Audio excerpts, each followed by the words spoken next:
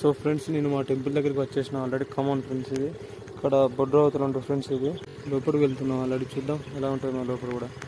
So friends, మనం temple దగ్గరికి వచ్చేసి వైష్ణాలు పెట్టి లోపలికి వెళ్ళి మనం హనీ అన్నడు పెట్టి ఆ మొక్కులు పెట్టేద్దాం ఫ్రెండ్స్. దాని ఫ్రెండ్స్ వెళ్దాం మరి. సో ఫ్రెండ్స్, ఇది మా ఊరి హనుమాన్ టెంపుల్.